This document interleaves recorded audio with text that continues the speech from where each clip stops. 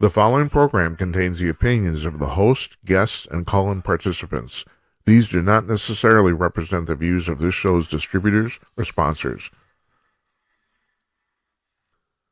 This program may contain obscene, profane, or otherwise objectionable language. Viewer discretion is advised.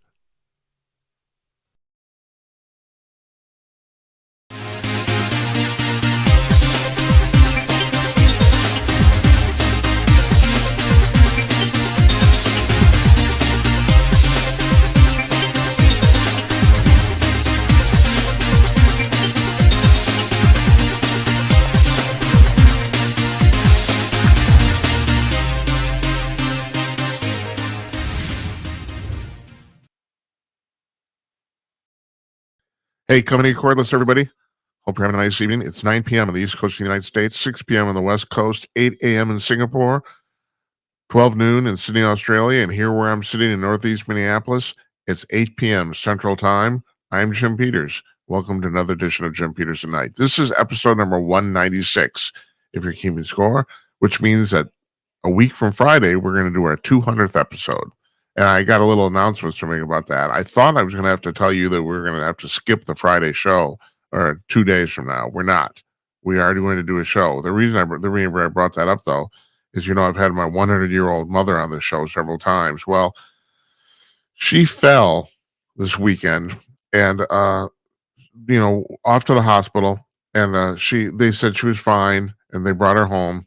And over the last couple days, she's been in considerable pain. So they took her back to the hospital, reran the tests. Turns out she busted her pelvis. Now, I don't know if you guys know this. I didn't know this until my wife and my sister told me this. And the doctors, that's actually not that big a deal. You don't need a cast. You don't need surgery. It just heals itself. But she's going to be laid up for at least 6 weeks, if not 8. So I'm going down tomorrow to southern Minnesota to see her. And I thought I was going to have to spend the night, and my sister asked me not to, so I know I'm going to be coming home. But so we'll have a show on Friday, and I don't have any guests yet. Yeah, I got to admit, we've been a little discombobulated here in January. We haven't had a lot of guests on. We haven't. We had a wonderful panel discussion on Monday night, the Month in Review panel. That was great. I want to thank those guys. It was terrific. And seriously, you want an hour worth of entertainment and see old guys fucking around. It's good for that if you want to watch. So it's in all our archives. So I also have to apologize for the fact that we haven't been doing a very good job updating our audio podcasts. Now, Blog Talk Radio went out of business. We're not on there anymore. They were handling our audio podcast, the audio part of the show, and so I've been making up for that. Now we have a new telephone number. Call in. It's actually a very slick system. It's very cool. We're in a new studio here. And got a new background, and we got virtual backgrounds and all this sort of stuff. So improvements have been made, and I have some really good news that we have a new producer. In the last 18 months, I've been the only person who worked on the show. Now we have another person. So Stephen Sullivan's coming on, and I don't know when he'll be joining us sometime next week on the air. He told me he doesn't want to come on every night, but he'll come on one night a week. So hopefully we'll get him going there. And I'm going over to his house to trick him out with the equipment this weekend. So, but he's going to be booking guests for us and doing some other stuff, and that's kind of cool. And he's a great guy, and he's my wife's cousin, so it's all in the family. So I've known him forever, and I know he's not going to screw me. That too. So yeah. So anyway, tonight we're going solo. You can call in. I appreciate if you call in. This is a call-in program. 325-CALL-JIM. That's 325-225-5546. It's on the little banner on the bottom, the ticker on the bottom of the screen there. You can read that. You can also text me at 408-458-5088. We have not set up the video calling system yet. I'm starting to wonder if we're actually going to. No one wanted to use it much when we had it running, but I don't know. We'll see. So yeah, so that's what we got going on here. We got it going on as usual. I'm gonna have t-shirts made with that. That's what I've decided.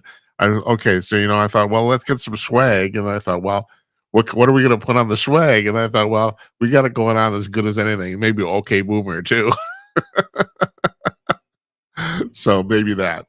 So, and a couple other things. So, anyway, so you want to know what's happened on the news today? I like to tell you the stuff that you didn't really hear. First thing you didn't really hear is that I can never pronounce this right. Quinnipiac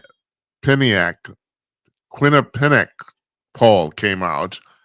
Um, so what ask people point blank, what do you think of the Democrat and Republican parties? Okay, the Republicans came out, came out underwater minus 2 points. I think it was 43 approved and the 45 disapproved.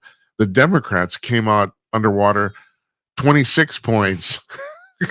It was some ungodly number. I mean, they were trashed, absolutely trashed.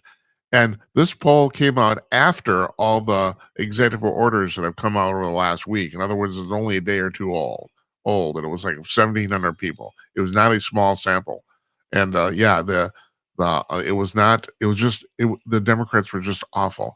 And so the thing is, so you probably saw some of this or heard about it. So Robert F. Kennedy Jr. His confirmation hearing was today, and these people just completely just clowned themselves.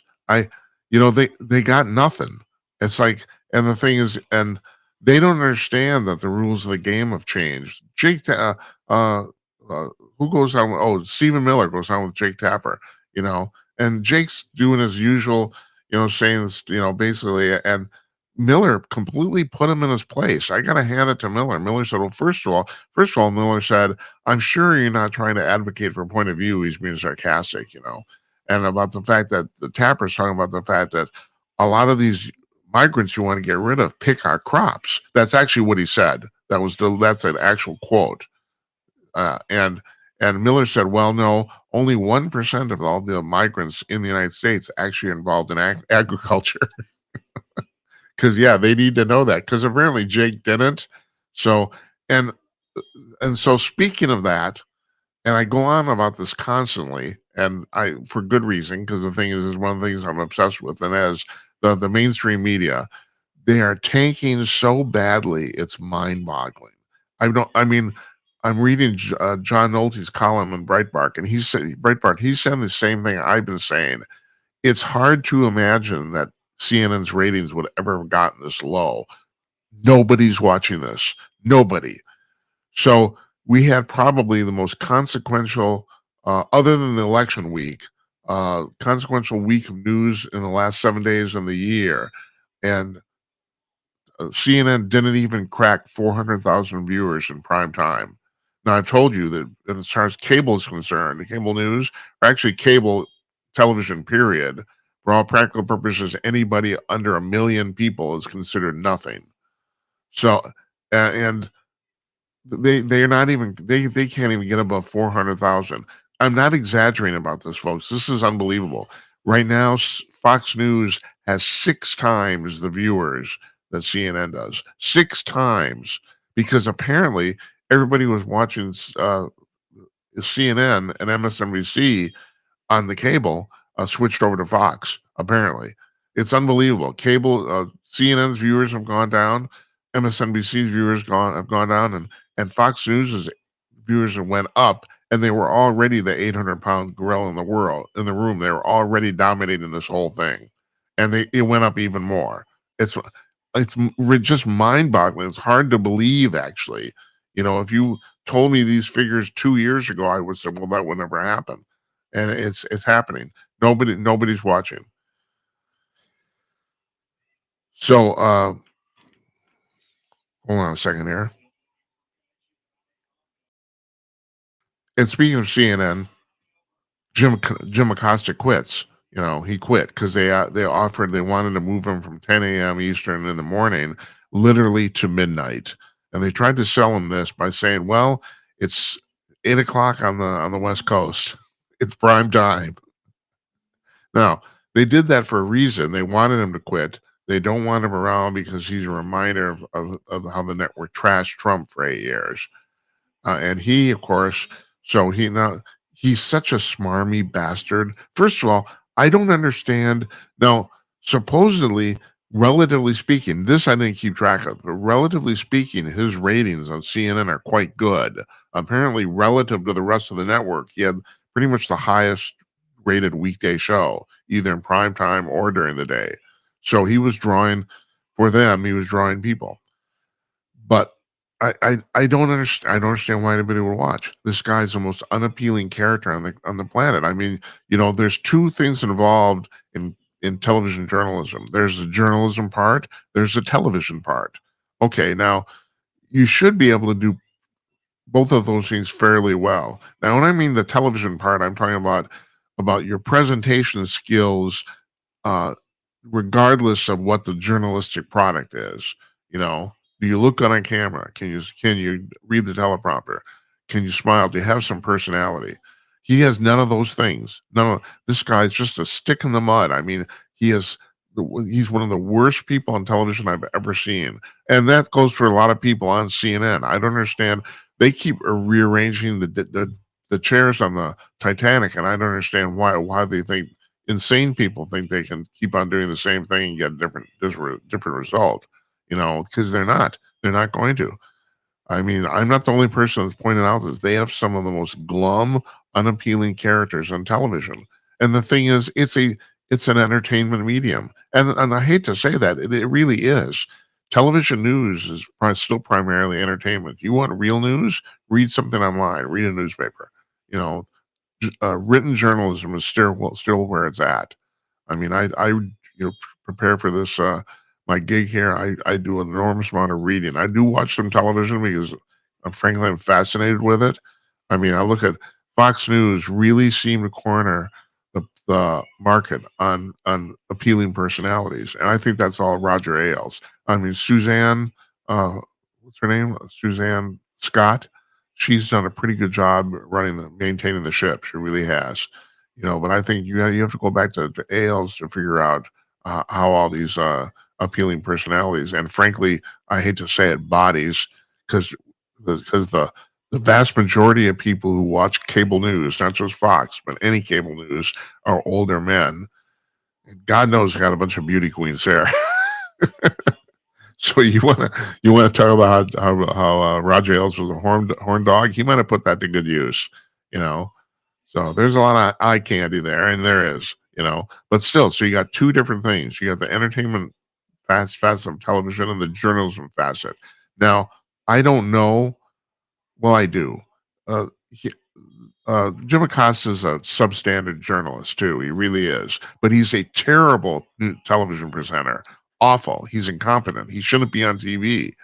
And so why well, obviously they did this to one and they want to get rid of him. And then I find this hilarious. He's going to Substack. Yeah, like who hasn't done that? And here's a quote from him. I just find this amazing. This is what he said today on Substack. He said, quote, "Don't give in to the lies. Don't give in to the fear. Hold on to the truth and hope, and we'll keep this conversation going." What a bunch of fucking bullshit. Just bullshit. And he did the same thing on his last day on CNN on television. He gave his sign off. It was bullshit. This guy just a pompous jackass. So is it any wonder that nobody's watching the CNN? Yeah, it's like Don Lemon, same thing. Don Lemon was a more interesting television performer, if only because he was so outrageous. He seems to be a stupid individual, and in that sense, it was kind of entertaining. So, and he looks half-assed decent on camera. So I can't put him in the same league with Jim Acosta. Although as a journalist, he seems to completely have failed. Now, what I'm doing here is not journalism. We're not fooling anybody. Sean Hannity said the same thing. If you listen to his radio show, he doesn't get around to saying it too much on TV because he's only got 40 minutes, and they're plowing through a lot of guests. But he's got 3 hours on the radio every day, and he says all the time he's not a journalist. He said I'm a political commentator and I'm an opinion commentator, and that's what I am here too. Matter of fact, I don't even consider myself an opinion commentator. Primarily, I'm an interviewer, which is terrible because I don't have a guest tonight. Because we talk about a lot of stuff here other than politics, and I'm trying to actually expand the realm of our world here. I've been trying to get someone to come on regularly, talk about sports. We talk about the UFO stuff all the time, and speaking of that too. So that I'm master of the segue. So Robert F. Kennedy Jr. had his first confirmation hearing in front of the Senate today to be a Secretary of Health and Human Services. And well, like I said previously, they just beclowned themselves talking to this guy. But the interesting thing is the problem with this whole scenario, regardless of the fact that they're idiots. And when I say that, I don't even mean the Democrats. I mean pretty much everybody in Congress. I'm talking about the Republicans too, except the Republicans for the time being seem to have kind of half-assed gotten their shit together. But everyone says, well, this guy's anti-vax and all that sort of stuff. And it's much more, I won't even say he is or he isn't. It's much more nuanced than that. That's the thing. They're trying to take a whole science and put it into a 25-word soundbite. And that don't work, folks. It's the same thing with climate change. Now, the reason I brought this up and the reason the UFO thing reminded me about this, I know certain things. I know I'm quite fluent in the science of climate change, which is the reason I don't think human-caused climate change exists. I know a lot about the subject.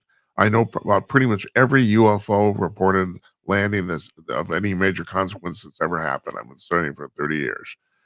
Uh, I know about space travel. I don't know about vaccines. I can't sit here and tell you with any authority or with any body of experience or knowledge about vaccines. I can tell you this. So we had in 2021, we got all got we got vaccines from 3 different companies for the COVID pandemic, and then I think in that year there were 6, but there was a total so far of I think 8 boosters. Now, this is what I figured out. I'm just telling you what I figured out, but like I said, I'm not an expert at this at all. I think from what I can tell, there might have been some effectiveness of the original vaccines, of which all 3 companies you needed 2 shots to complete the process. Okay, fine. So, we got our 2 shots, and then thought, "Oh, well, I got my 2 shots. I thought I'm good," and then about 8 weeks later, they said, "Well, now you need a booster." And I'm thinking, "Okay, I'm 65 years old. I've never had to have more than 2 shots for any vaccine in my entire life." And I just happen to have a scheduled visit with my doctor, family doctor, Laura. She's fantastic, just fantastic. And I told her, I said, Laura, I don't understand what's going on here. Why do I need a booster shot? I've never needed one for any other thing I've ever had. And she said to me, she said, well, Jim, I got to tell you, we're wondering the same thing. And that's the moment I knew this whole thing was bullshit. That's what I knew. My doctor doesn't understand why I needed why my brilliant family doctor doesn't understand why I need a booster shot, that I don't think I need a booster shot.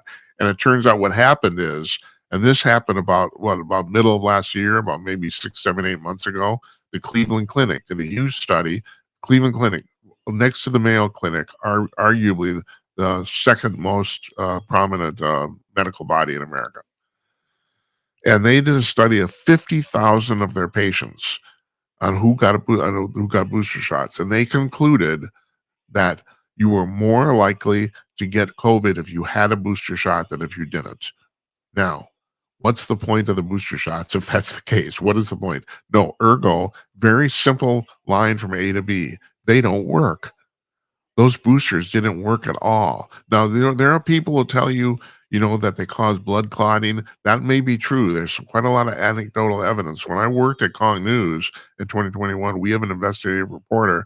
She's still out there somewhere. I don't think she works for Kong News anymore, named Alicia Powell. And what was the guy's name? She interviewed the guy who actually, and he died. That was the last interview he did. He died suddenly a week later after talking to her. But she was going through she was showing pictures and stuff in her reports, and she was doing video reports of blood clots people were pulling out of people. And it's like it was horrific. And I thought, well, God, is this really happening? I mean, I'm her editor, I'm posting this stuff, and it's like it actually bended credibility. Like, why? If this is really happening, how come no one else is talking about it? Well, the reason no one else was talking about it is because it turns out Alicia, bless her heart, was way, way ahead of the curve. This is a young reporter. She was doing fantastic work. I can't tell you that was all anecdotal evidence, though. But so I cannot tell you that these booster shots actually in total harmed people. I can't tell you that, but they certainly didn't work. That's the thing. The Cleveland Clinic has established they were ineffective. None of them worked. And so what's the point? Well, the point is you could build the federal government another what, $2 trillion. I guess that's the point, you know. So my point is here, these are very, very complex subjects, and you got a bunch of senators who don't know shit. I want to repeat that. They don't know shit. A question RFK Jr. about vaccines when they don't know what they're talking about. Now, you may disagree, scientists may disagree with RFK, and I don't know if I agree with him entirely either, but I know he knows the subject. That's the thing. He does know about this. So you're talking about Elizabeth Warren, railing him about something. Who the fuck knows? And what does she know? What does she know what she's talking about? She doesn't know. I mean, Christ, it's just nuts. Excuse me.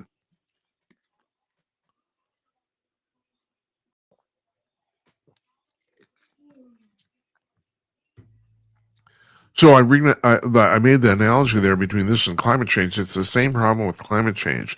We have liberals who've been talking about climate change for 20 years. They don't know what they're talking about. None of them. None of them know what they're talking about. They don't know anything. You got to trust the science. They don't know the science. They don't bother to look. They don't bother to talk about it because they can't talk about it because they don't know about it. And this just bugs the crap out of me. But the real problem is that we've got a thing here where a lot of things in modern life are very, very complicated. I don't pretend to know about vaccines. I don't. I know only about what I told you. And so, like I said, Alicia Powell submitted these reports. We posted them. It appears that she was way ahead of her time. I mean, this was like at least a year before anybody was talking about this. And I know for a fact because the Cleveland Clinic said so that those booster shots didn't work. I don't know anything really about the main shots in the early 2021. My gut and my uh, uh, anecdotal knowledge here, radar tells me they probably were moderately effective. But the booster shots were just a way to rip the government off of money, as far as I can tell. It's like, it's terrible, unbelievable. And so, yeah, and then people talk about climate change. And the problem with climate change, and I've said this before, but I'm going to say it again, because this is one of my two great missions in life. The other being making certain you guys know the aliens are coming here, and they are. There's no doubt about that at this point. The thing about climate change is that it's a very, very complex subject. And so there's two parts to it: global warming and climate change. They aren't the same. At least the implication is not the same. The world is warming up. Global warming is real. Patrick Moore came on the show, still the single most watched episode of this program. And he said that the world's been warming up for 300 years. Virtually no scientist disagrees with that. The evidence is basically irrefutable. The world is warming up. Built into that statement is the smoking gun of the whole thing. Okay, so you're talking about that's global warming. Well, what's climate change? Well, the assumption when you say climate change, the presumption is you're talking about human caused climate change. That's what they mean by that phrase. There's no evidence to indicate that humans are warming up the planet. We're either not contributing at all or in a very minor way. And the smoking gun in the first statement about global warming is that the world's been warming up for 300 years. For the first half of that 300 years, there was no industrialization on the planet, none. And the world warmed up anyway. So why is the world warming up? Well, the world is warming up apparently. The prevailing theory is that it has to do with the wobble, the variation of the Earth's revolution around the sun. And I can never remember the name of the term. It's named after a Russian astronomer, but the rest of the solar system, especially the three main bodies, Saturn, Jupiter, and Uranus, pull on the Earth kind of the same way that the Earth's moon pulls on the oceans and creates the tides. It's kind of the same effect, except because the moon is that's one body, and we know where it is all the time. We can time the tides are pretty much they're predictable. But when you have a whole bunch of bodies flying around the solar system in variable orbits, in other words, they're not synchronized at all. you can't figure out what's going on as far as the Earth and the sun and the Earth's distance to the sun, and that's what causes actually global warming. The other thing is there's people, the other implication that the great people who say follow the science say is that, well, CO2 is bad. We have to stamp out CO2, and it's completely the opposite. It's totally the opposite. The world we're at 400 parts per million on CO2 in the world right now. If we get to 150, everyone dies. Everything on the planet will die. And this is a low point for CO2 in the Earth's history, and even in the history of humanity, which roughly is 100,000 years. Uh, CO2 has been much higher, and it should be. So, and then the other thing is they're talking about there's this, and I didn't put this in my notes. I'm just pulling this out of my butt here. There's a study done recently that said that. Okay, so what did it say? It said that the study said that some scientists are saying that the world warming up is actually net positive because, believe it or not, like 6 times more people die from cold than heat. And not to mention also that if the world warms up, there'll be more places on the planet you can plant food and crops. But this study said that that's wiped out by something. I don't know. It was bullshit. It was complete bullshit. Now, I've told this story before. I'm going to tell it again because I think it's dramatic enough so it makes my point. This is about roughly 12 years ago. It's around 2012, 2014. I don't actually remember the date. I'm at the Christmas party for a very large scientific organization. I can't name the organization. I can't tell you why I was there. A lot of scientists in the room, a lot of very famous people in their field. Most of these people are not known to the public, but in their field, they have what Howard Rosenberg called a local celebrity. They're well known in their field, and it's a Christmas party, and everyone's getting drunk, right? So I'm at the bar. I'm sitting with a renowned climatologist, one of the most famous people in the field in that field in the United States, teaches at a major university. And I said, we're talking. I said, and I'm getting kind of plowed, which is unfortunate, as I'm going to tell you in just a moment. And I said, well, professor, tell me about climate change. And he slams his drink down on the bar and says, yeah, I'll tell you about climate change. Climate change is bullshit. And he goes on a 20-minute monologue about, first of all, he says, the problem with climate change in terms of his job is that he said, it's so politically motivated right now that unless you don't acknowledge that climate change is real, he said that you can't get any funding, which is the reason people are bending over backwards to confirm it. Which I kind of assume the study I saw, articles in the New York Post, was the same thing. There's no the fact that they said that more people would die from the world warming up than people will be helped by it warming up, and that's simply not true. That's wrong. And then the guy I'm sitting with at the bar, he goes on to tell me the same thing. He said that climate change is not human caused. Climate change isn't real. It's all bullshit. He went on. He was really mad. But unfortunately, I'm tipsy enough so that I can't really remember. He did tell me scientifically. I mean, since then I've known many things, but at that moment I don't even remember what he told me scientifically of why climate change is bullshit. But he did go into the scientific details. He did, and this was a real game changer for me. I mean, this is about people. This is before we started talking about this, and I was starting to, and it was even before I got on the back into the news business. I was starting to think that climate change was BS. I really was. It was just kind of it just didn't smell right to me. Something didn't make any sense.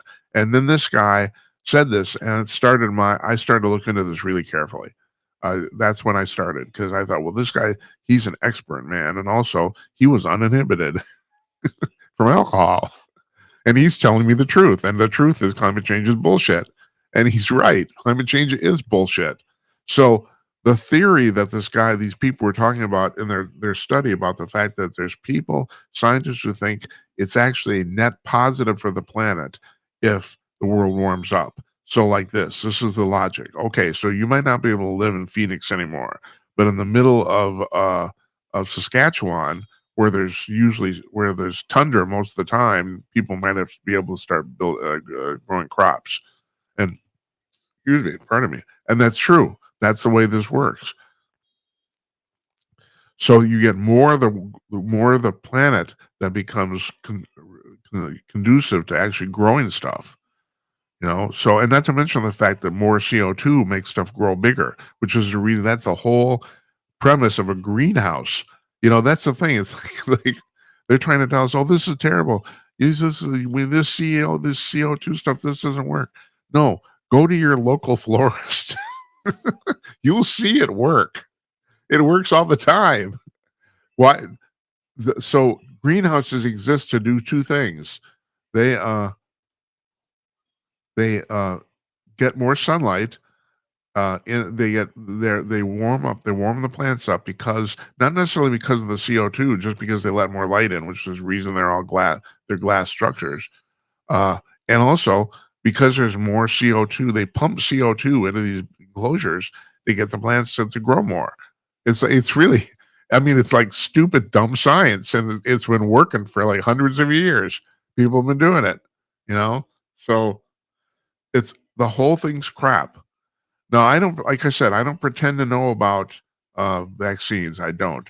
I know that Robert Kennedy knows a lot about them, and he went on. He did say today he's pro-vax, but the thing is, not for every single one. I'm sure some of these vaccines are bullshit, because something of everything always is. So he claims to know which ones are and which ones aren't. And I'm sure if you got a bunch of scientists in a room, legit scientists, not Elizabeth Warren, that they would have a lively discussion, and some of them might disagree. But the fact of the matter is, at least he's on their page. At least he can talk the language. But I think the only language Elizabeth Warren knows is wampum. What? It's crazy. These people know nothing about what they're talking about. And then they wonder.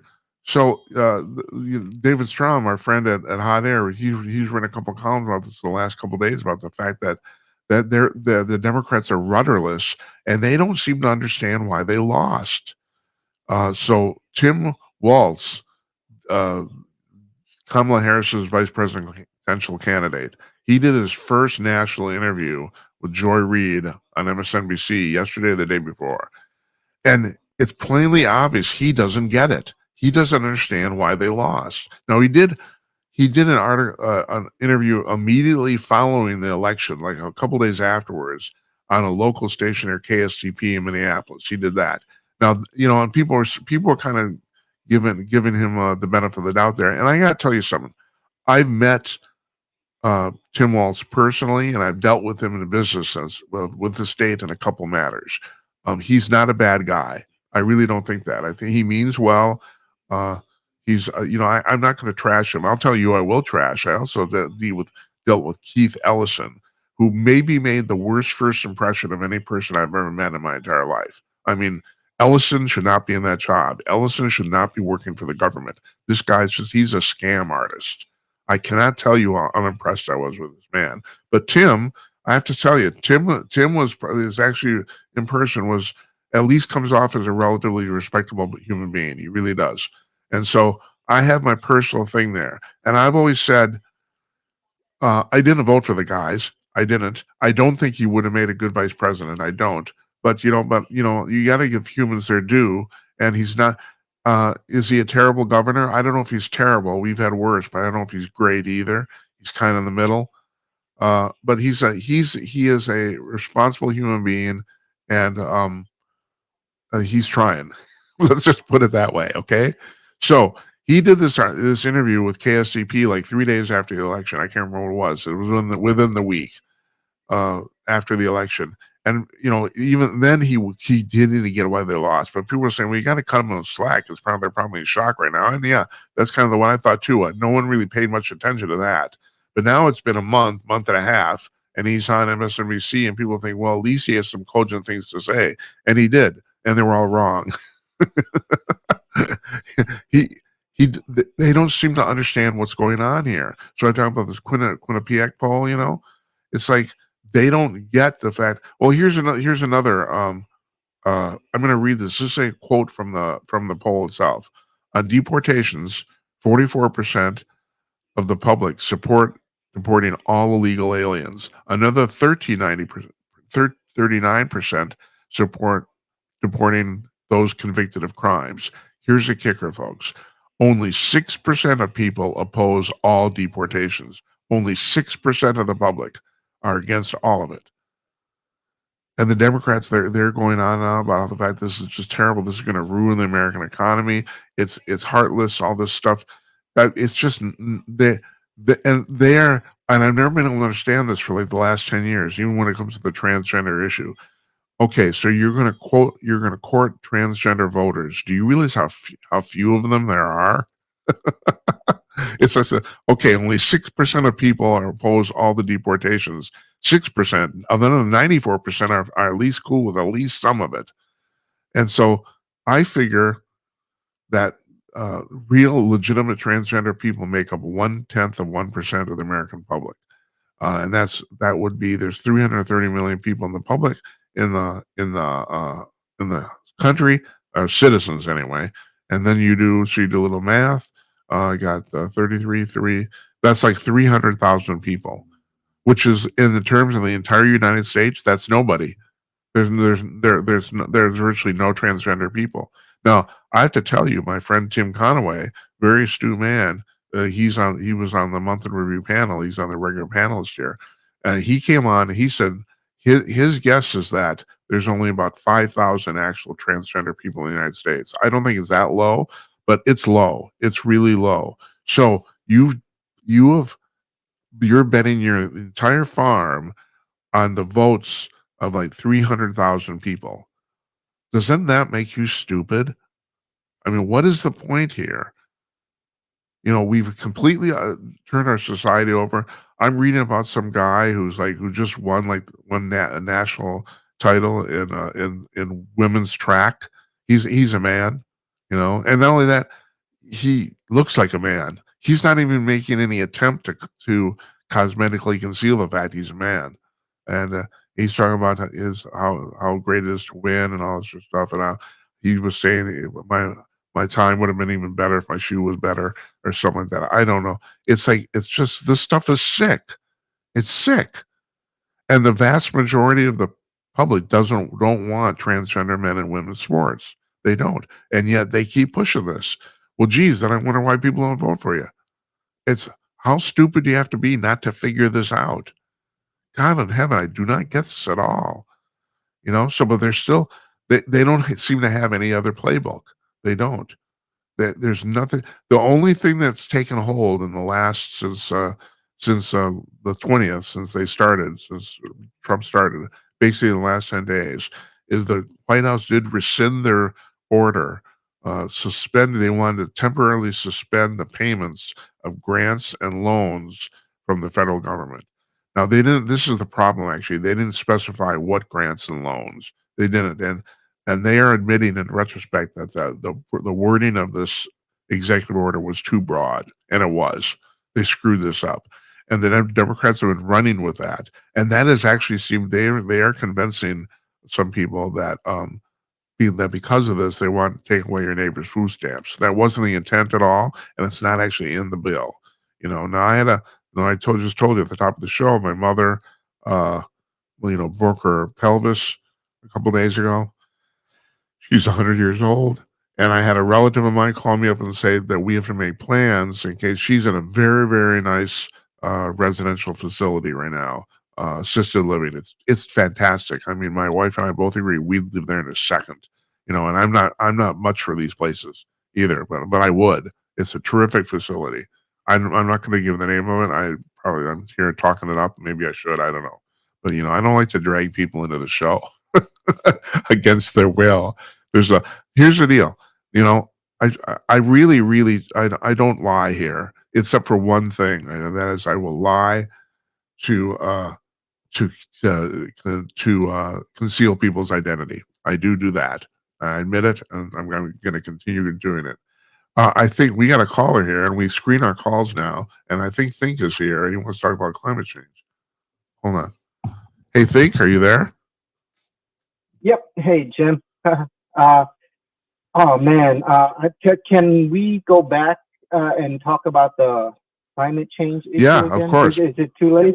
No, Yeah. please do. Please do. So, okay, yeah, I agree with you that the Earth is changing, naturally because the rotation of the planet in orbit, and I think we are forever getting closer to the sun. That's what I think some scientist or astronomer was talking about.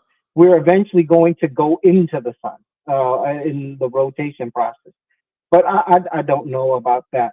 Yeah, but hold it. Um, Hold. I'm pretty. I think you might be Mhm. right about that, but that will take like 5 billion years, right? Seriously, isn't it? I mean, Yeah, that's right. right? Yeah. Yeah, yeah, Okay. that's yeah. Yeah. So I think what I don't know.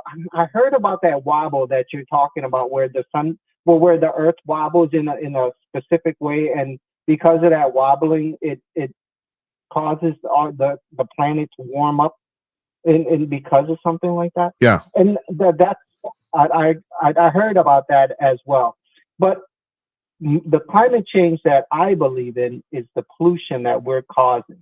Now, I don't know if the pollution that we're causing is actually making the planet warmer or melting the ice caps. I don't know about that, but I can tell you from experience. I fish and I hunt, Hold on. by the Before way. you go on, And I want to tell you, and I unfortunately I left that out on my discussion there. You're absolutely correct. The big hidden factor of this whole thing is just plain pollution, just particulate dust in the air. That's a bitch, and we got to get rid of it. I totally agree with you, and I do think it's actually causing the world to warm up a little bit. I mean, from what I understand, the humans are having a minor role in this, but but you see, but you're in some ways you're saying the same thing I was saying, and that is CO2 is not a factor. It's like, no, it's actual pollution. It's crap. Anyway, go ahead. Go ahead. yeah, and from what I know, the we live in a eco cycle, right? Yeah. The carbon dioxide that we exhale, the plants breathe in, and they exhale oxygen. It's a cycle. If there were no plants on the planet, we would die because there's nothing uh, um, balancing the oxygen carbon dioxide ratio. Correct. Now, from what I know, every time we pollute the oceans, we are also damaging the oceans as well, and that disrupts the eco cycle in this delicate eco cycle that we live in. For example, when I was younger, I hunt and I fish. When I was younger, I remember the my father used to take me salmon fishing, and the fishermen would just snag them. Back then, it was legal where you can just snag them, and they would just snag these salmon and just throw them on the shore. And I Mm-hmm. remember every night that I went to the fishing spot, I would walk on top of salmon were 3 layers deep. Do you understand what I mean Yeah. by 3 layers? It would Right. be one layer of salmon and then another layer on top and another layer, 3 layers deep. Before there must have been tens of thousands of salmon that people were just throwing away. Right. Now that I'm an adult, 30 years later, I'll be lucky to catch 5 salmon for the whole season, which Mm-hmm. is about 3 months or 2 to 3 months. It's barely any salmon anymore. Right. And I don't know if it's because of the snagging, but I got to tell you, I've seen the water, what they've done to the water. Boats, there are these huge, have you seen cargo boats? These huge cargo boats, the size of ship carriers where Oh they're yeah. loaded with trash. Right. And they'll just carry it to the middle of the lake and just dump it there. Yeah. And there's no way that doing that type of stuff is definitely beneficial to the lakes up here. I could not. I know that Flint, Yeah. yeah, Go ahead. it, yeah, I know that in Flint they tried to do something and it just damaged the whole water system and it started killing all sorts of different people. I mean, the water alone is an issue in itself, but I think that if we don't be careful with our environment, we will damage it to a point where it's irreversible. Do you know the story of Easter Island, How about I just say it anyway for your listeners? Easter Island, at one time, Easter Island is that island with the big heads and stuff Yeah. pointed at the water. Right. That island at one time had a whole bunch of trees on there, and it was flourishing with with life, birds and wildlife, and the settlers there, they went there and then they flourished because there was a whole bunch of food. And for some weird reason, they started building these stone heads. And to make the stone heads, they needed to chop down these trees. And eventually they chopped down so many trees that there was not enough food anymore for them. The birds had no place to nest.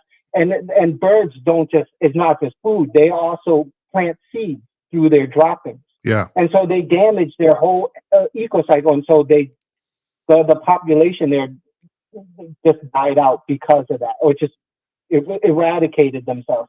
And if we don't be careful with how we are living, I think we would do the same. We will destroy ourselves. I could not agree with you more. You're absolutely right. And the thing is, but here's the problem from a political standpoint, we're focusing on the wrong thing. You're absolutely right. Climate change, the human caused climate change in terms of CO2 and temperature is bullshit. The real problem is pollution, but no one's talking about pollution. No one's talking, and the thing is, the other thing is that we have to figure out, like you're talking about, these giant boats that are dumping trash in the middle of the ocean. We have to figure out what to do with our trash. We just can't keep burying it. I mean, it's like, and it's just like no one pays attention to this. You are right. This is the real problem. This is the real problem, and no one's paying attention to the real problem. They're paying attention to fake problems. This is what really pisses me off. That's right. And another thing with the whole political thing, and I'm so glad that Trump pulled the United States out of the Paris Climate Accord. It was crap, as I know. It's bullshit, right? No, their solution, every time they get together, their solution has always been the same. I don't even know why they get together and have a discussion, because the answer is always the same. Tax the people more. Right. Because their idea is if they tax us more, we would consume less fossil fuels or fuel, our carbon footprint will be lowered because we're not utilizing a lot of the carbon. And it just makes no sense. That's not how you're going to solve the issue. No. The only way to fix this issue, if we're going to do it scientifically, is to start funding the people that are actually trying to fix these issues. Like those people that were building these devices that actually take human waste and convert it to soil and water, drinkable water, and fertile soil for the land. They should be investing money into stuff like that, not just taxing the people, thinking that by taxing us, we're going to spend less or spend less fuel and stuff like that. Well, I'm sorry, Jim, did I cut you off? Yeah. I think there's another reason they tax us too. They just want more money. It's not. I mean, I know you're right. The thing is that one of the theories is by taking money away from us, we spend less on other shit. But they also just want more money. I cannot agree more with every single thing you've said. I mean, this is a huge problem, and no one's addressing the real problem. What are we going to do with the trash? You're right. They take our money, and it ends up going down a giant hole. And yet, people who do the real research don't get it. It's terrible. It's absolutely terrible. Now, we should point out, and I'm guessing you know this too, that in terms of actual pollution, America has made great strides versus the rest of the world. I mean, right now. 100%. So no, go ahead. Go ahead. Yeah. No, I agree with you 100%. Right. 100%. And I would blame China.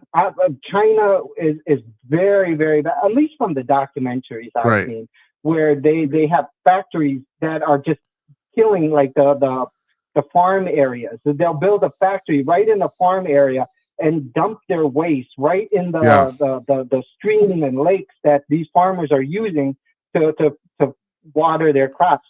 And just the pollution of air there's no one there. I don't think they have an FDC over there that overlooks their pollution and their waste and all that type of stuff, like how we have here in the United States. We have an FDC that actually overlooks all this, but I don't think China does. They don't. They don't seem to Go care. ahead. They don't seem to care. Yeah. They don't. Well, they have That's right. they have 5 times more people than we do, so that might be one of But still, that they do. You're right. China and India makes up 2/3 of the pollution on the planet. Those 2 countries. So. Yeah. I think that the United States is good to care, but I think it's caring too much to the point. Well, I don't believe that the Democrats are care in terms of they're trying to do good. I think they're caring in terms of making an issue so that they can get rich off of it. No shit. I think that's all. They're utilizing this just to make money off of it. Right. That's. Yeah, and I liked how you were starting to go into this transgender and all this type of stuff, this whole woke thing, where with the homosexuals and all this type of stuff. I don't even know. Can I say homosexuals right now? Yeah, sure. No. No. That's an acceptable term, and I don't really care anyway. So. Okay. Yeah. Well, this is how I see it. I think that the climate change issue that the Climate Paris Accord, when they get together and they talk, the bottom line of everything is not that we're polluting or that we have cars that are emitting. The bottom line, I think, that they're always coming up with is that there's too many of us. There's too many people. And I said this on your show before, and that's why they're pushing for this homosexual thing. I mean, it only makes sense why they. To me, it makes so much sense why they're pushing this on every country. In Africa, I think it's the African president had said no to them. That other countries like Russia was giving them guns, giving African guns and teaching them how to use the guns, whereas the United States was pushing this, teaching them how to accept homosexuality. And the president over there didn't know why this is. Well, why would he accept that? And I don't know if you saw that interview where he was cursing out the president of the United States, Joe Biden and Kamala Harris, saying that he doesn't understand why the United States is trying to make his country accept homosexuality so much. And that's because of this whole climate change thing. There's just too many of us. That's the bottom line that the Climate Paris Accord is talking about, how to control the population. And that's... I got to tell you. I'm sorry, Jim. I have to be honest with you. This never occurred to me. You're absolutely right. If you want less people on the planet, well, the best thing to do is promote people that can't reproduce. That's correct. It's like, that's right. And how do you promote this? Well, you promote it to the children. They're pushing this like the programming. The media is probably the most powerful tool that these NGO or whoever this group has, because they know that people are subconsciously absorbing the messages through the media. Media meaning movies, music, news, television shows, all that. Right. And these children are glued to the television. I was going to say tubes. There's no more tubes. We're LCDs and plasmas now. Yeah. But they're glued to watching these shows. And I don't know if you know, the television shows now geared towards children is pushing homosexual messages in them. Like Pepper Pig. It's a show like Barney. It's the new Barney for little children. And Pepper Pig has 2 moms, 2 lesbian moms. And they have that type of message where it's two fathers or 2 mothers, and it's telling them to accept it. I don't know. Did you watch Scooby-Doo when you were younger? No, I'm quite familiar with it, but I didn't really watch it. No, I didn't. Yeah, well, Scooby-Doo, there's a girl on there called Velma. Yeah. She's a lesbian now. Right. No, yeah. that was hold on. Robin is gay now. That was always Go kind ahead. of the No, think that was always kind of the implication, wasn't it? That Velma was gay. That was always kind of. I mean, they never talked about it, but I don't know. I always got that kind of impression. I think everybody did, but I don't know. Whatever. But your point's Yeah, extreme. maybe they do, but they never came out No, when I was watching Scooby Doo where Velma was gay. But now she's gay.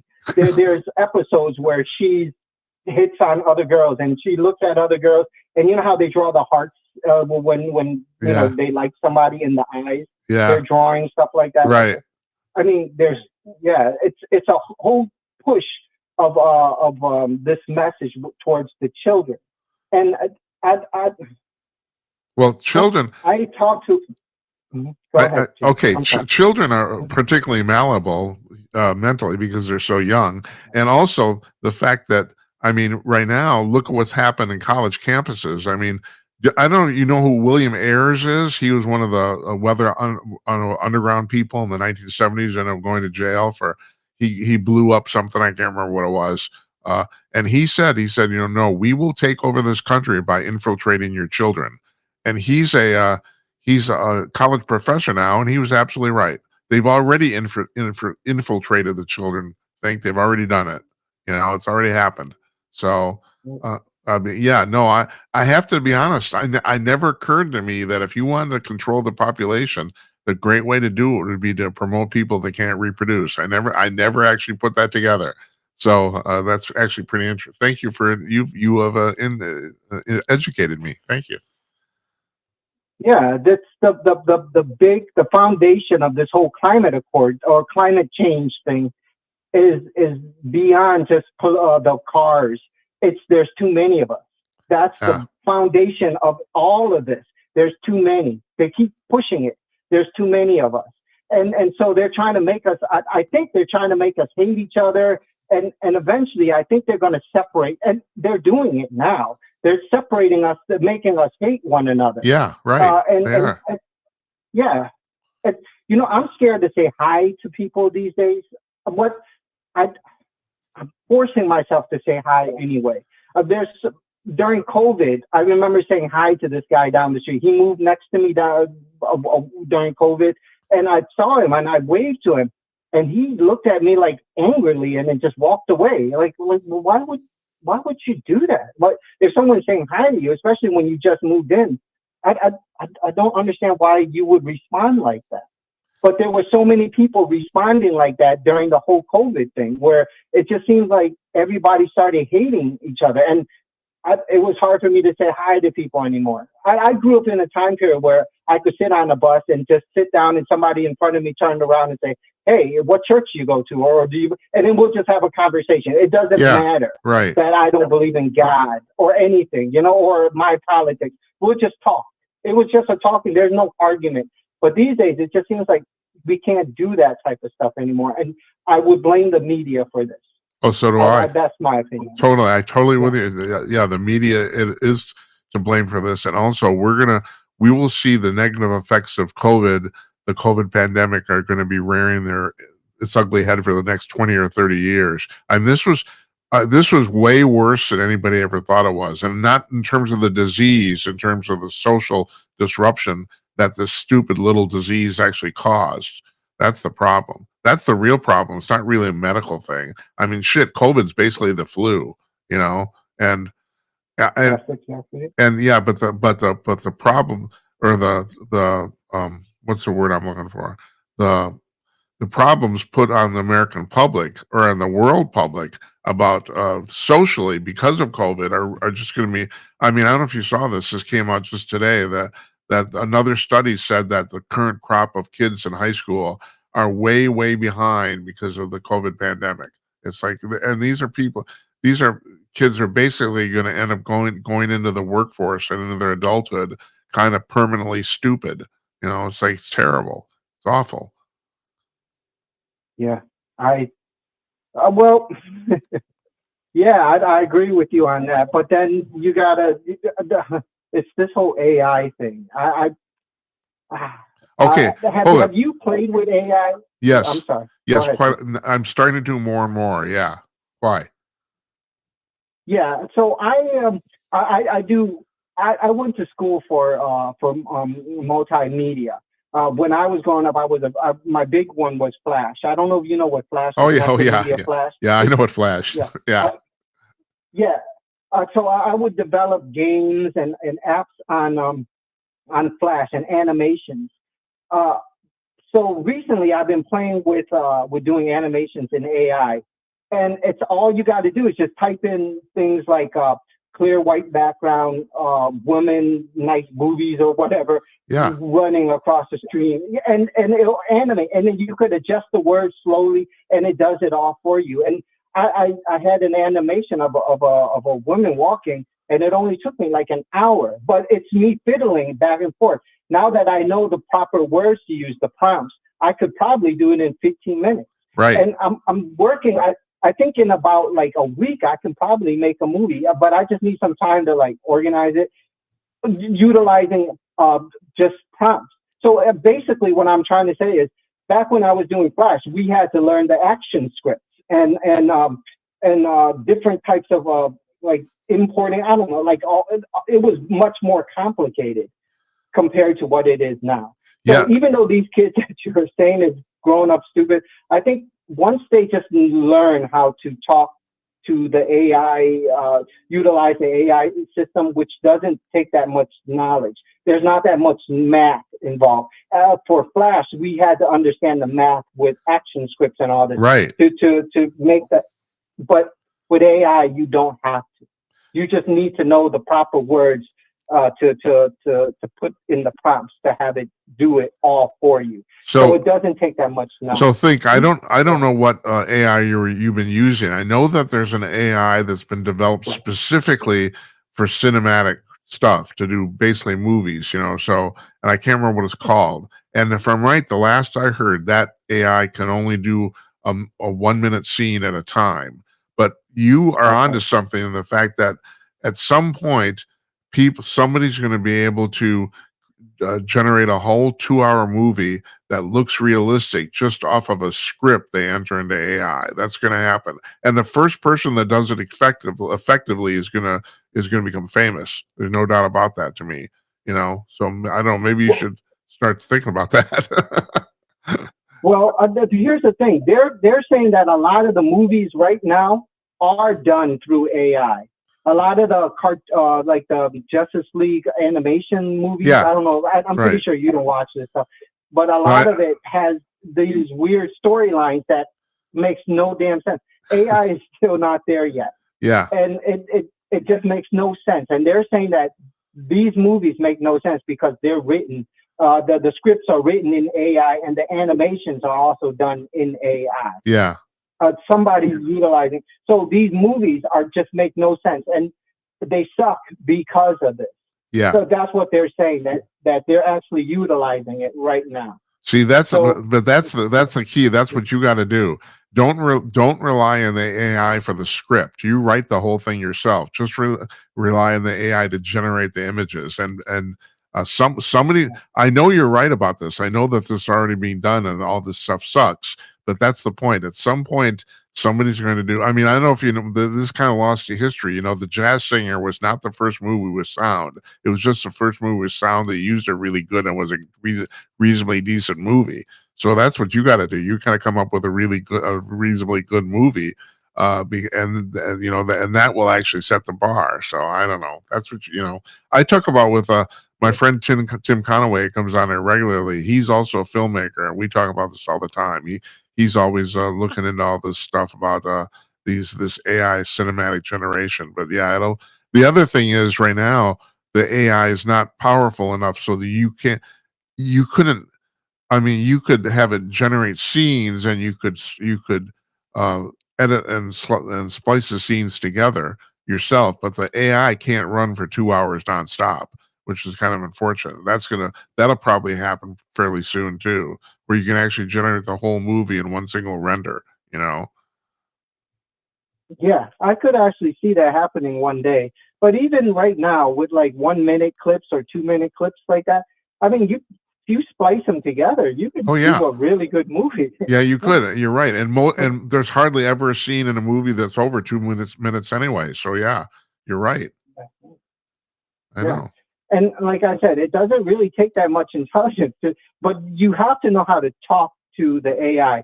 And with the generation that you had said I called during stupid. COVID that they couldn't go to school, they were at home playing video games. Yeah. They were at home going online. They were at home doing all this.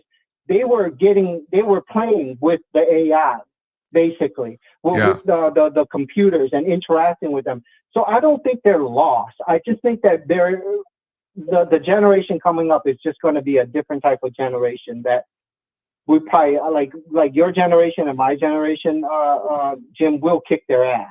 They're going to be weak, but they have a different type of intelligence that it's going to be more difficult for us to understand them. Right. But I think they're going to be okay. That's my opinion. I don't know if you saw our show on Monday. We had the month in review panel on. We spent and Larry Newman, the guy who was on last Friday, that when you called in about the Bitcoin thing, we spent a good deal of time talking about you and the Bitcoin thing, because we all agreed we're all just our old farts, so we don't know what the hell we're talking about. So yeah, I was actually listening to you guys, and I forgot his name. He's the guy wearing the mask. He was saying that that Bitcoins is not worth anything, and that's true. Bitcoins is not worth anything, but right now, Bitcoins is worth $101,000. Yeah. Now, 2 years from now, it might be zero, or 10 years before, it was not worth anything. But right now, at this moment, it's worth $101,000. I know that's and true. Because of that, we could do a whole bunch of things. Because of that value that it's worth right now, we could do things with it. Like I could send you Bitcoins, and you could get money, and so we can convert Bitcoin, or you can convert US dollars, because you and I can agree that US dollars is valuable, right? It's worth something. We could take the US dollars, convert it to Bitcoins, send it to you. You take the Bitcoins and convert it back to the US dollar. Well, hey. So I'm sending you money. But think, so this is another thing too, and I think we talked about this previously. I can't remember, and that is Bitcoin's been around now for almost 20 years.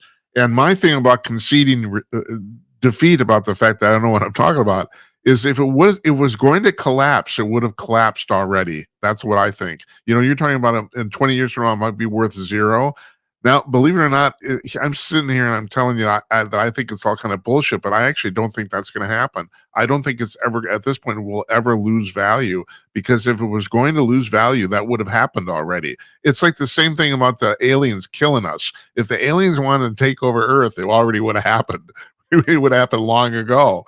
So it's that's kind of the proof that they're not going to. And I kind of look at the same thing here too. I don't think at this point. I think the value in Bitcoin is now permanent, even though I find it illogical, but still, I don't think it's going to fail, because it would have failed already, so I don't know. That's my 2 bits. Yeah, I can understand where you're coming from with that. But in my opinion, I'm pretty sure Bitcoins is going to fail. You do? I've seen so many. You never said that. You never said that previously. That's interesting. Wow, I don't believe it. You and I are on the opposite ends of the same issue. Really, seriously. Okay, tell me about it. I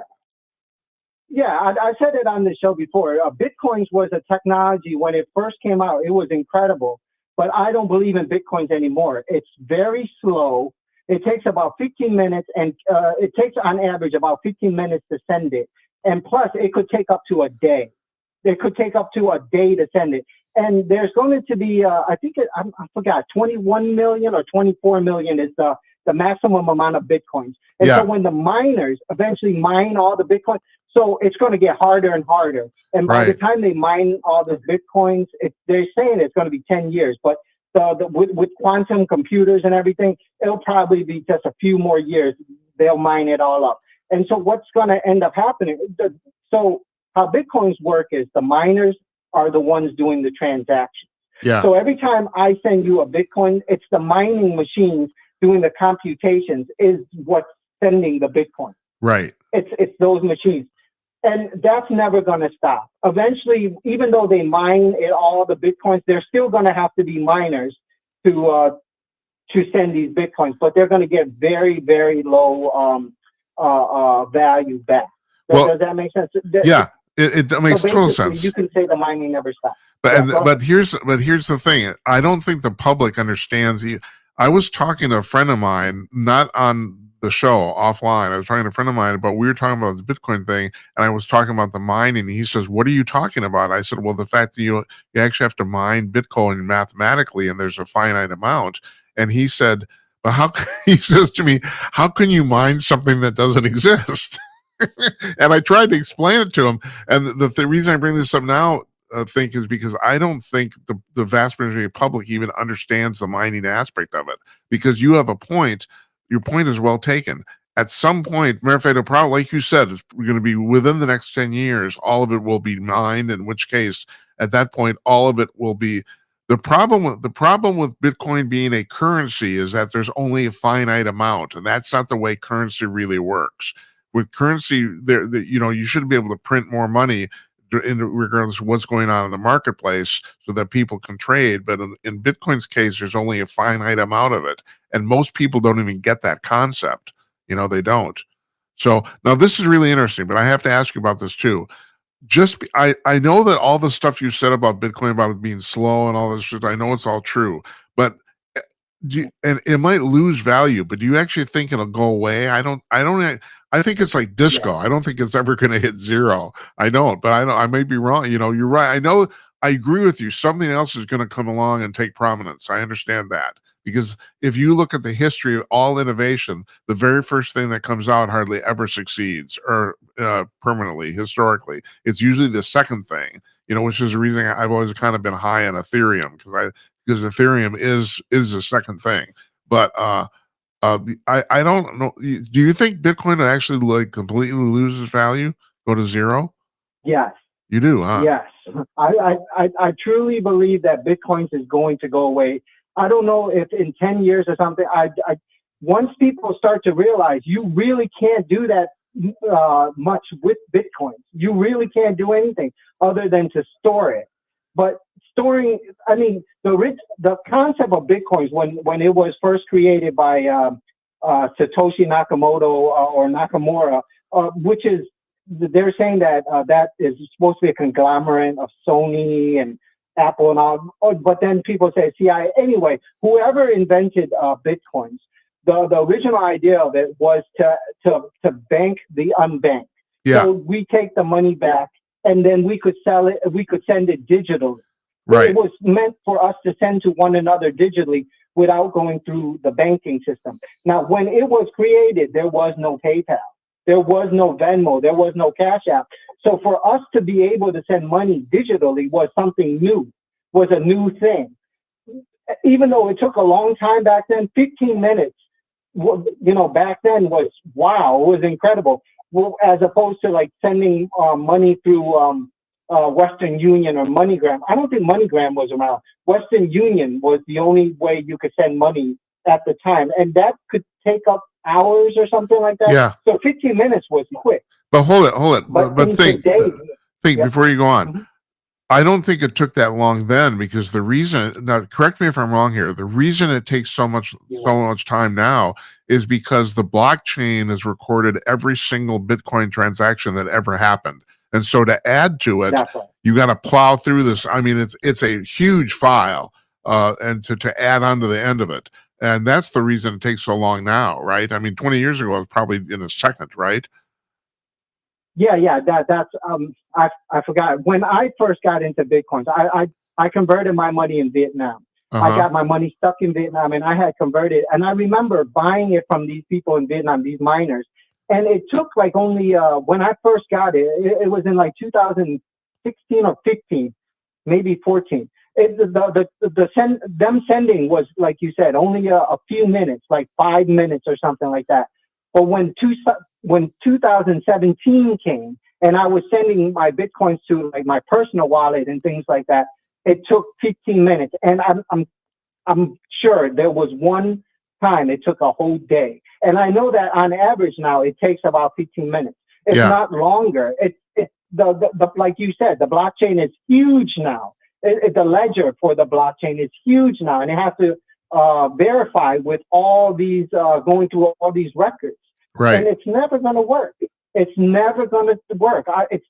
I don't believe in that technology. Just like Netscape. Do you remember Netscape, Jim? Netflix?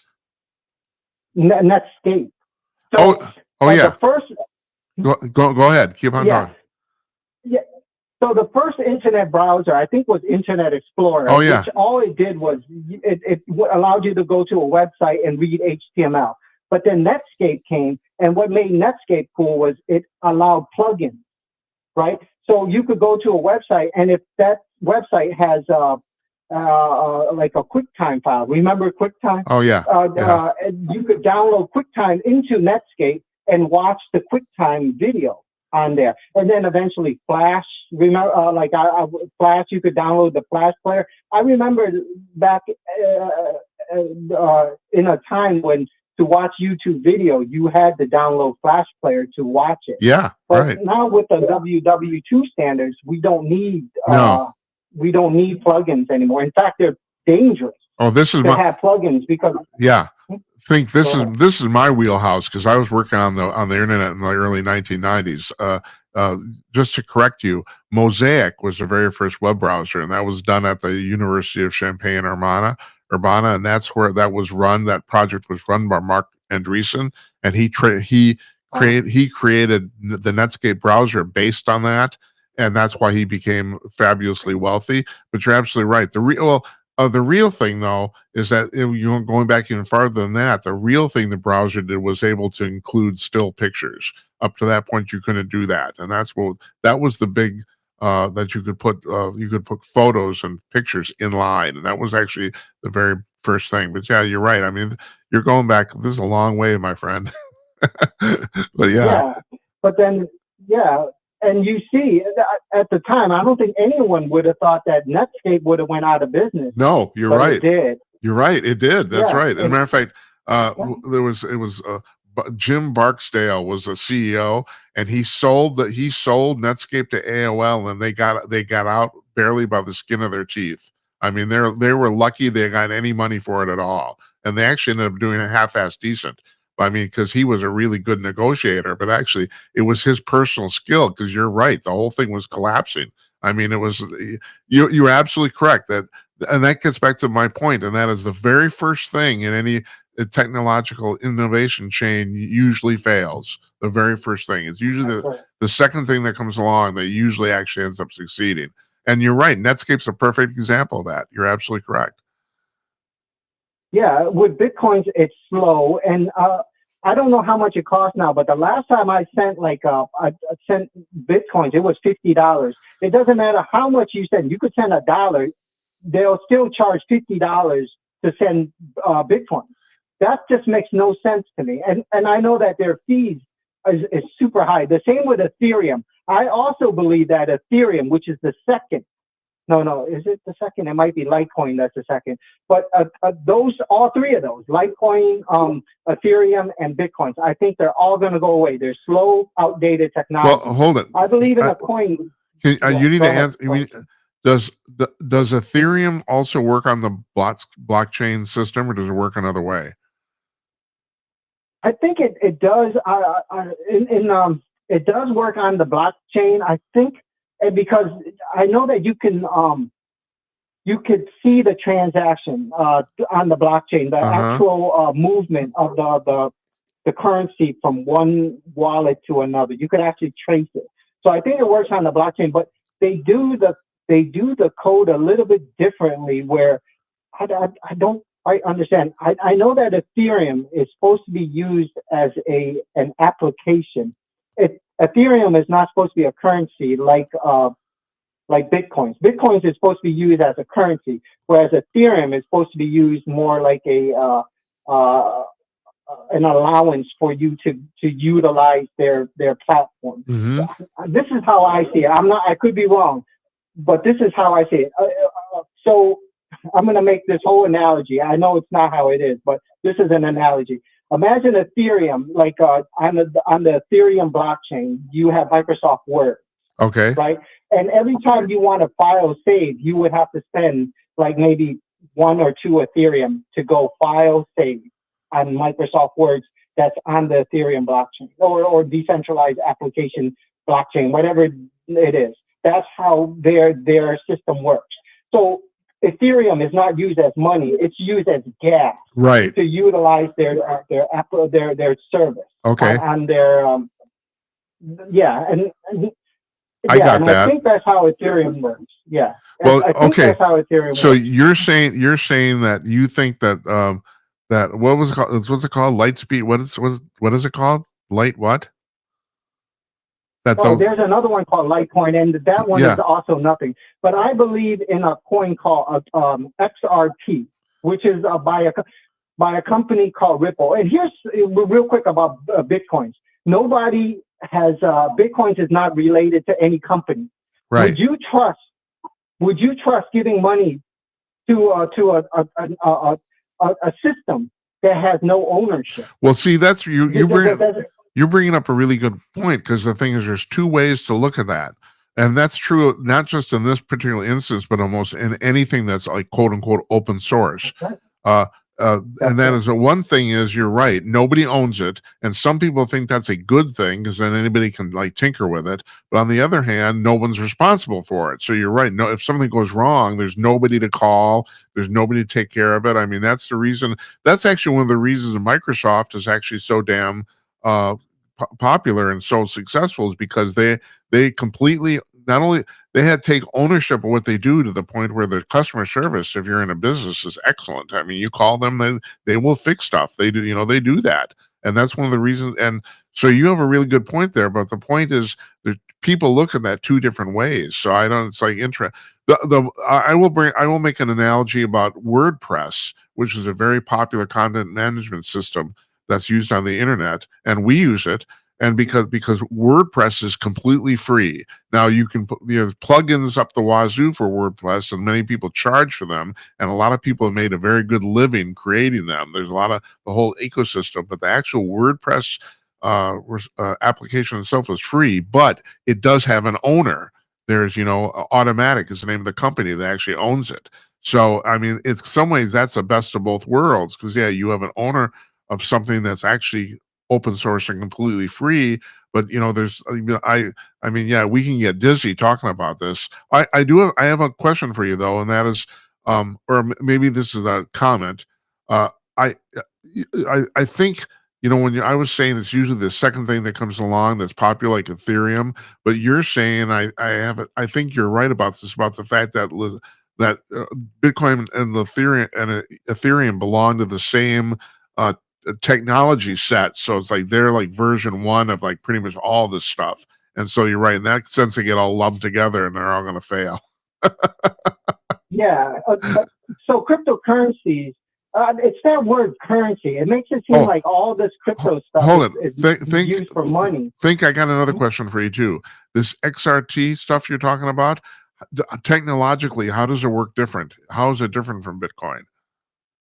Okay, it's XRP. Okay, and XRP. It's owned by a company called Ripple created it, right? And you should check into this, Jim. Really, they're working with the president. There's been pictures of them, the owners of Ripple, shaking hands with. They had meetings with the president. Anyway, Ripple is a company that does what's called a bridge work. They work with banks to do bridge currency. So one bank sends money to another bank. They usually have to go through SWIFT, and SWIFT charges a fee for utilizing their service. So an American bank sends money to a Japanese bank. They utilize SWIFT. They'll say, SWIFT, we want to send this Japanese bank $1 million. Well, SWIFT is going to charge them money, most likely 10% of $1 million. That's like, I don't know, like what, 100,000, right? That's right. Yeah. And so to send that money, SWIFT is charging this much. So with XRP, Ripple would replace, I don't know if they will, but a lot of people are saying that Ripple will eventually replace SWIFT. And what the banks will convert the $1 million to XRP, which is worth $2 right now. Right now. Tomorrow, I don't know what it's worth, but right now it's worth about $2, almost $3. And because it's worth that right now, we could utilize that money. So you take the $1 million, convert it to XRP, and send that right away to the bank in Japan. They'll take it's instant. It's about 2 seconds, 2 second transfer. And once they get that XRP, the bank takes that XRP and converts it back to whatever the denomination they wanted to. The XRP does the conversion automatically. So Uh-huh. $1 million in US is 200 or 2 million in Japanese yen or whatever it's worth. It Yeah. does the conversion. And because the price of XRP right now is almost $3, the transfer is only 2 seconds. So you don't get caught by the fluctuation of price. Does that make sense? And it's done instantly. Hey, So hey, you don't hold on to the XRP. hey, thing, Go ahead. think does XRP also use a version of the blockchain or not? It uses I think they have their own type of they use a version of the blockchain, but they don't mine. They In don't fact, mind. all the XRP has been mined already. Yeah. It's all, there's no more.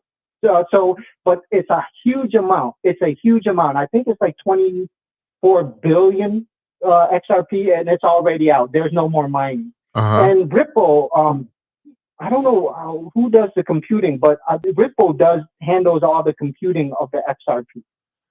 So it's a banker's coin. Do you think there's a possibility we're talking about here of the travails of Bitcoin, that maybe the real problem with Bitcoin isn't so much that the problem is actually the fact that you had to mine it in the first place? That if you're kind of talking, so you're talking about the XRP is basically, it's like Bitcoin except there's no mining. And I actually wonder if that means maybe the Achilles heel of Bitcoin is that you actually have to mine it. That if it wasn't for that concept, maybe it would have done better. Or that's the fatal flaw. In other words, do you think there's a chance that's true? Yes, that's exactly true. But for XRP and all the cryptos right now, we needed Bitcoin. We needed a crypto that was not associated with any company. Before Bitcoins, there was something called eGold, and it was a company. I don't know that I can't remember the name of the person that created it, but it was Bitcoins. But it was a form of Bitcoin. It was called eGold, and eventually the government seized all the eGold and told this person who created that they were doing something illegal, that they were using it to launder money and to sell drugs or whatever that they were blaming it for. And so they seized all the eGold and shut them down. And so that's why Bitcoins came out with no ownership. Uh-huh. And because there's no ownership, that means there's no companies, there's no computers running these computations. Right. So that's why they needed a mining system. So for someone like a 14-year-old kid at home who plays games, he could, in his free time, he could set up his computer and work his computer mining the Bitcoins for Bitcoins. Yeah. Instead of having a company, because there's no company associated with it. Right. But now the government is starting to ease into it, like how Trump's saying that he's okay with it. He's accepting it. So that would mean that now the governments are slowly adapting the system of these cryptos. Hey, yeah, this is really, I'd like to say a fascinating discussion, but it's actually a really fascinating lecture. I mean, you have taught both me and our viewers here. I mean, I'm really starting to realize that this is really, it's really funny because here it is, you're calling up talking about crypto, and I'm talking about how Bitcoin's bullshit, and then you're telling me no, Bitcoins are going to go away, and I'm saying I'm disagreeing with you on that, but I'm really starting to realize what you're talking about here. I mean, you're right. Based on what we've just been talking about the last half hour, I think you're right. I think Bitcoin and all the first generation of these things, like Ethereum, they will all go away. And then, I suppose not. I was saying the second thing that always succeeds, but we're talking about the second generation, really. And also the fact that you kind of figured out that you're right. The problem with the Bitcoin is the mining, but I never put together the fact you had to have the mining because it was decentralized. I never realized that. And so I don't know. This has been very enlightening. I really appreciate you doing this. I really do. Oh, and hey, Yeah. I'm gonna leave here. We're gonna shut the show down for tonight. But I want to mention to you, I thought about this today. I never got around to it. I got your pictures of those UFOs you sent me. I appreciate it. I have to admit, I looked at them. Those are not planets, and those I do not think that's anything in the any normal. I think they're true unidentified flying objects. I don't think they're too bright to be planets. They're too big to be other stuff. It's like no, it's like I think something's weird there. That's like I just want to let you know that. Yeah. The belief on that little object, it's really big, and the picture is a little bit small. But the belief of that, what people are telling me is that's a satellite.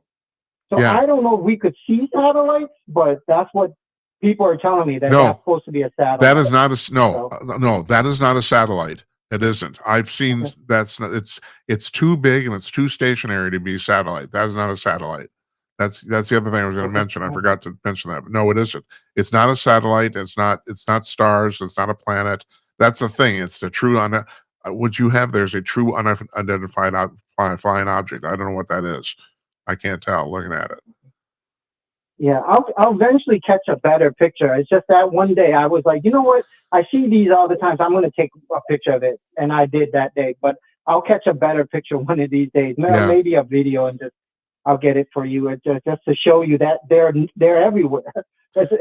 So whatever. Hey, I thought I was going to do it tonight, and I didn't because I didn't get around to it. And that is, I'm going to try to do a UFO night on Friday. If you want to call in, that'd be great. I love talking to you. I mean, this has been. Yeah. This has been. I can't. This has been the most enlightening 40 minutes I've spent in ages. I got to tell you, it's like I mean, you basically have completely explained the whole crypto thing to me, and I got it now. So thank you. There's more to cryptos. I mean, another time I'll explain to you what a privacy coin is. Oh yeah. I mean, it goes deep. Yeah, it goes deep. There's the word currency in crypto. It makes it seem like all these coins are supposed to be for money, and it's not. It's not supposed to be for. It's like Monopoly, right? The game Monopoly. It has money for that game, but you can't use that money like go to the store and buy coffee with it. But you could use that for that game. Yeah, and that's what cryptos are. Interesting. It's meant for a specific thing. That's a great analogy too. That it really is. That makes sense. Yeah. I'm going to let you go. All right, Tim, okay. I'll let you. Yep. It was nice talking to you, Jim. Always a pleasure. Really, seriously. Call back again anytime. I really appreciate it. Thank you. Yep. Bye-bye. That's Think. It's a regular caller here. Now, I don't know if you guys have listened to all of that, but really, seriously, that's the most education I've got on Bitcoin in age, basically ever. It's like I've always kind of put it together myself, and I think he's absolutely right. He convinced me over the course of a half an hour that, Bitcoin will go away. And I keep thinking, well, it would have happened already, but no, maybe not, But my point is well taken. And the thing is, and the problem is I was trying to be literal about it and I shouldn't. And that is, if you look at the history of innovation of anything, I mean, it's like just anything, rockets, television, whatever you're talking about, in the past, it was the first person or the first company that actually got into it almost always fails.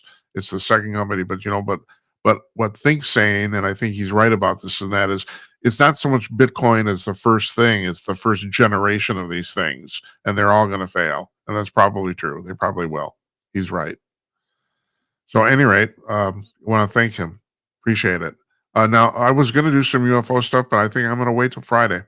So we've been talking here for a while. That's what we do. It's a talk show. That's why we do it. So on Friday, I don't have a guest lined up yet for Friday, but we'll get it going on. That's what we do. I'm going to go see my mother tomorrow, but I will be back. So I want to thank you folks for watching. I'd say thank you for listening, but we still got to get my goal is on Monday to get all our audio podcasting thing stuff sorted out, because right now we have a feed, but we're not adding to it. So I gotta figure out what's going on there. So, and then next week we welcome Stephen to our fold. He's going to be our producer. That's really cool. I want to thank you for watching, folks. Good night, Esperanza. Good night, Uncle Donnie, and good night to you wherever you are. We'll see you on Friday night, everybody. Take care.